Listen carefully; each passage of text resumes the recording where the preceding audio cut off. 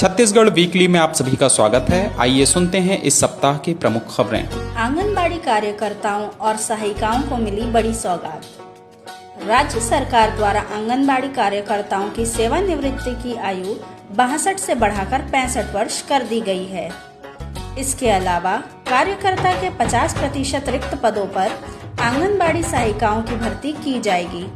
साथ ही भर्ती के लिए सहायिकाओं के 10 वर्ष के अनुभव को कम कर 5 वर्ष कर दिया गया है। सरकार के इस फैसले से प्रदेश की 51,000 कार्यकर्ता और 46,000 सहायिकाओं को लाभ मिलेगा। मुख्यमंत्री ने युवाओं को दी नौकरियों की सौगात। मुख्यमंत्री श्री भूपेश बघेल ने युवाओं से किया एक और वादा निभाते हुए नौकरियों की सौगात दी है।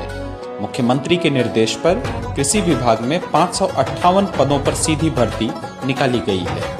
देश में चमकेगा छत्तीसगढ़ का कमर्शियल हब। मुख्यमंत्री ने देश के सबसे बड़े थोक बाजार का शिलान्यास छत्तीसगढ़ के नवा रायपुर में किया। मुख्यमंत्री ने कमर्शियल हब में 540 रुपए वर्ग फीट में कारोबारियों को भूखंड देने की बड़ी घोषणा भी की है।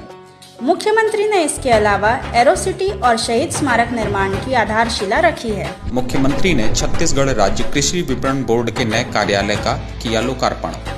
नवा रायपुर के सेक्टर 24 में आयोजित कार्यक्रम में मुख्यमंत्री ने छत्तीसगढ़ राज्य कृषि विपणन बोर्ड के नए कार्यालय भवन का लोकार्पण किया है। पाटन क्षेत्र वासियों को मिली उफरा रवेली सेतु की सौगात। मुख्यमंत्री ने दुर्ग जिले के ग्राम उफरा और ग्राम रवेली के मध्य खारून नदी पर 8,35,81,000 रुपए की लागत से नवनिर्मित पुल का लोकार्पण किया है। पुल निर्माण से क्षेत्र के 24 गांवों के लगभग 50,000 से अधिक की आबादी को लाभ मिलेगा। मुख्यमंत्री निवास में धूमधाम के साथ मनाया गया तीजा पोरा तिहार। तीजा पोरा तिहार के अवसर पर मुख्यमंत्री निवास में कार्यक्रम का आयोजन किया गया। कार्यक्रम में कलाकारों द्वारा लोकगीत संगीत की प्रस्तुतियां दी गईं। इस अवसर पर मुख्यमंत्री ने तीजा पोरा तिहार की बधाई देते हुए कहा कि छत्तीसगढ़ सरकार की योजनाएं महिलाओं को केंद्र में रखकर तैयार की जाती हैं, जिससे महिलाएं अधिक से अधिक लाभान्वित हों। लगातार संवर रहा है राम वन गमन पर्यटन परिपथ। मुख्यमंत्री ने धमतरी जिले के नगरी सिहावा के ग्राम मुकुंदपुर में आयोजित समारोह में राम वन गमन पर्यटन परिपथ के तहत भगवान श्री राम की भव्य मूर्ति का अनावरण किया।